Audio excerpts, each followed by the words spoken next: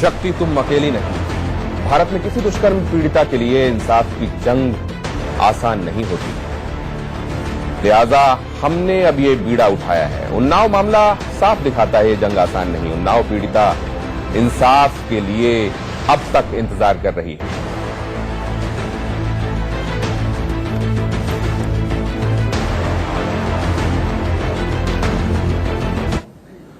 तो अब उन्नाव में इंसाफ का इंतजार करती इस पीड़िता को हमने नाम दिया है शक्ति, और हम ये कहना चाहते हैं कि वो इंसाफ की लड़ाई में अब अकेली नहीं।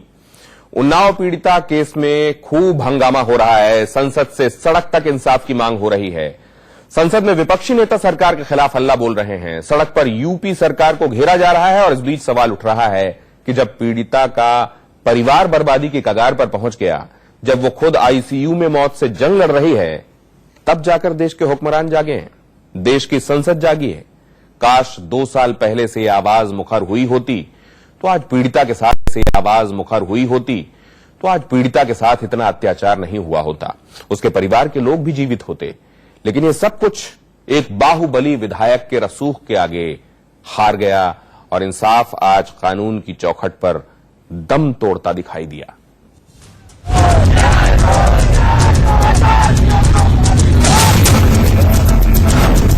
जब वो तड़प रही थी तब मेरे देश की संसद शोर मचा रही थी।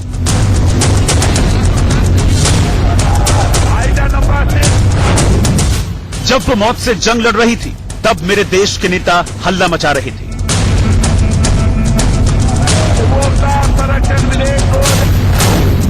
जब उसका घर बर्बाद हो गया तब सड़क पर हंगामा हो रहा था।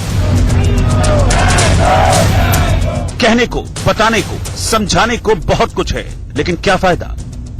जो आज जाग रहे हैं, शोर मचा रहे हैं, हंगामा कर रहे हैं, वो फिर सो जाएंगे, लेकिन उस बेटी को इंसाफ नहीं मिलेगा। शायद यकीन ना हो, लेकिन 2 साल पहले की जो तस्वीर आपको दिखाएंगे, आपका कलेजा फट जाएगा। दर्द सैलाब बनकर आंसुओं के रास्ते निकलेगा, क्योंकि वो हिम्मत वाली लड़की उस वक्त भी इंसाफ के लिए अकेली लड़ रही थी, और आज भी आईसीयू में अकेली एक एक सांस में इंसाफ की आस को जिंदा रखे हुए है। जी सर, मौत हो चुकी है, अब कार्रवाई कर रहे हैं सर, देखो क्या होता है सर। अभी तक तो नहीं किया था पहले कुछ,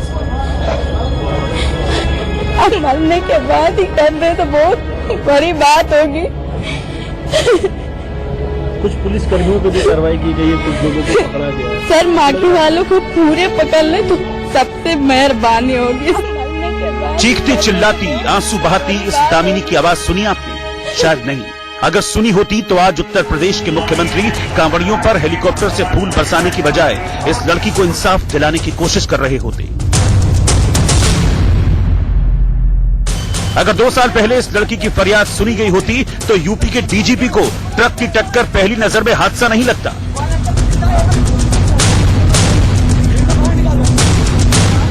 अगर इस लड़की के एक शब्द को गंभीरता से लिया गया होता तो संसद से सड़क तक हंगामा नहीं करना पड़ता। हम यहाँ आपको दिखा दें, हजरतगंज की ये मुख्य सड़क है जहाँ पर कांग्रेसियों ने प्रदर्शन शुरू कर दिया है। विधानसभा की ये सड़क है, लाइफलाइन कहा जाता है लखनऊ की। यहाँ पर कांग्रेसियों ने प्रोटेस्ट शुरू कर दिया है, जिसको रोकने के लिए लखनऊ पुलिस की तरफ से ये बैरिकेड कर दिया गया है। अजय सिंह लल्लू को आप देख पा रहे होंगे, वो बैरिकेड के ऊपर चढ़ चुके हैं और बैरिकेड से क्रॉस करने की कोशिश कर रहे हैं। इसके साथ साथ तमाम अन्य नेतागण हैं जो कि प्रदेश स्तर के नेता हैं, वो भी बैरिकेड से निकलने की कोशिश कर रहे हैं। जब आज इस लड़की का पूरा परिवार तबाह होने के कगार पर है, तब सब जाग रहे हैं, चिल्ला रहे हैं, इंसाफ मांग रहे हैं। अगर जागना था तो 2 साल पहले जाग जाते, कम से कम आज ये दिन तो नहीं देखना पड़ता। ये घटना बहुत दुखद है, और जितनी भी इस घटना की निंदा की जाए वो कम है। इस घटना ने न केवल उत्तर प्रदेश बल्कि देश की जितनी भी माताएं बहनें हैं उन्हें झकझोर दिया है। क्या आज के समय में भी ऐसी चीजें होना संभव है कि जहां बेटी अपने न्याय के लिए, न्याय मांगने के लिए, न्याय के लिए अगर वो जा रही है, पुलिस से मांग कर रही है, उसे न्याय नहीं मिल रहा। ये वही संसद है जो 2 दिन पहले तक महिला सांसद रमा देवी से अभद्र टिप्पणी पर खूब शोर शराबा करती। वहीं दूसरी तरफ एक बेटी इंसाफ के लिए 2 साल से तरसती रही, लेकिन इस संसद में न उसकी आवाज गूंजी, न इंसाफ के लिए हंगामा। हाँ, अब कुछ आवाज उठी है, लेकिन कुछ कह रहे हैं कि यूपी का मामला है, इसीलिए यूपी में सुलझेगा। ये ने ये चश्मोदीद जो चश्मोदीद गवाह थे, वो चश्मोदीद गवाह को नामो निशान मिटाने के लिए उनका ऊपर सर उबरी और सर दोनों की मौके पे मौत हो गई। और साथ ही साथ वो पीड़िता गंभीर हालत में हॉस्पिटल में भर्ती हुई है। उनका वकील वो भी भर्ती हुए है। सर इसी हालत में ये लोगों की अगर ये महसूस ना हो कि ये शर्मसार घटना है, तो हम सबको इसके लिए शर्मिंदा होना पड़ेगा। रतवाला है, लरौली का, फतेहपुर जिले का है और समाजवादी पार्टी का कार्यकर्ता है, समाजवादी पार्टी का पदाधिकारी है और मेरे क्षेत्र का वो फतेहपुर का रहने वाला है टकवाला। और उसके प्रकार ये समाजवादी पार्टी अपने कार्यकर्ता को बचाने के लिए भारतीय जनता पार्टी को बदनाम करने के लिए काम कर रही है। हम आपको 3 तस्वीरें दिखाते हैं। पहली तस्वीर आजम खान के बयान पर हंगामे की, दूसरी तस्वीर 3 तलाक पर संसद में हंगामे की और तीसरी तस्वीर उन्नाव की रेप पीड़िता की है। सोचिए, संसद में महिलाओं से जुड़े 2 मुद्दों पर खूब बवाल होता है, लेकिन उन्नाव वाली उस लड़की के लिए किसी की आवाज नहीं आती। वो महिला सांसद जो चीख कर महिला आत्मसम्मान की बात कर रही थी, वो 2 साल से कहां थी? आखिर क्यों मौन थी मेरे देश की संसद? मसलन ट्रक के नंबर प्लेट के ऊपर कालिक कैसे पुती और किन परिस्थितियों में वो नेशनल हाईवे के ऊपर या जहां से भी एक स्थान से दूसरे स्थान तक किन परिस्थितियों में गया। दूसरी चीज, अगर सुरक्षा कवच पीड़िता को दिया गया था, किन परिस्थितियों में सुरक्षा कवच हटा लिया गया। ये कहना अमान्य है कि पीड़िता ने ही कहा था कि सुरक्षा कवच हटा लिया जाए, क्योंकि उनको कहीं जाना था, गाड़ी में स्थान नहीं था। हम ये कह सकते हैं चूंकि सब परिस्थितियां जो हैं वो विधायक के प्रतिकूल हैं, इसलिए हम कह सकते हैं कि उनका हाथ हो भी सकता है और नहीं भी हो सकता है। अगर हाथ होता है तो ये मानवता को शर्मसार करने वाली बात होगी और आगे के लिए भी ये एक बहुत बड़ा सबक होगा कि इसका मतलब अगर कोई किसी सजा किसी केस में मिलती है तो उसको इस तरह से इस्तेमाल करेगा। सत्ता पक्ष के खेल को समझिए। रेप का आरोपी विधायक बीजेपी का है और केंद्र और यूपी में बीजेपी की सत्ता है, इसीलिए रेप के आरोपी पर बड़ी मशक्कत के बाद मामला दर्ज हुआ, लेकिन वो जेल में आराम फरमाता रहा। मोदी सरकार और योगी सरकार से इंसाफ की उम्मीदें पिछले 2 साल में एक एक कर टूटती रही। इस बात को भी समझना जरूरी है। आखिर एक विधायक पर सरकार क्यों बचती रही? इसके पीछे का खेल क्या है? अगर सरकार इस मामले में चुप रही तो विपक्ष भी कम जिम्मेदार नहीं है। जो कांग्रेस आज हंगामा कर रही है, जो कांग्रेस धरना दे रही है, जो समाजवादी पार्टी विरोध कर रही है और जो बहुजन समाज पार्टी इंसाफ की मांग कर रही है। सवाल यह है कि आखिर वो पिछले 2 साल से कहां थी, जब एक चिट्ठी लेकर फरियाद के लिए पीड़िता थाने के चक्कर लगाती थी, सीएम आवास के सामने धरना देती थी, लेकिन तब न तो किसी का दिल पसीजा और न ही किसी को जरा भी शर्म आई। बहुत ही शर्मसार करने की ये घटना है, जहां परिवार को धरना प्रदर्शन पे आना पड़ रहा है। ऐसे ही पीड़िता को जान की लड़ाई लड़ रही है और उसको जो घटनाक्रम हुए, कौन संरक्षण दे रहा है उस विधायक को जिसने इतनी हिम्मत कर दी? कौन जिम्मेदार है कि इस परिवार को सुरक्षा नहीं दे सकी सरकार? हमारी मांग ये है कि जो उन्नाव रेप कांड और उत्तर प्रदेश में जो हुआ है, जिसमें डीजीपी पहले से ही कह देते हैं कि ये तो एक्सीडेंट है और पुलिस वाले कह रहे हैं, तो ऐसे में वहां पर माननीय सर्वोच्च न्यायालय की जो खुद कॉग्निजेंस लेना चाहिए। और ये बीजेपी वाले दूसरों को बहुत ज्यादा अपने को आदर्शवादी बनते हैं और किसी दूसरी पार्टी का आदमी हो तो हल्ला मचा देते हैं, लेकिन बलात्कारी एमएलए आज भी बीजेपी में है। कई बार सवाल पूछा कि ये क्यों है बीजेपी।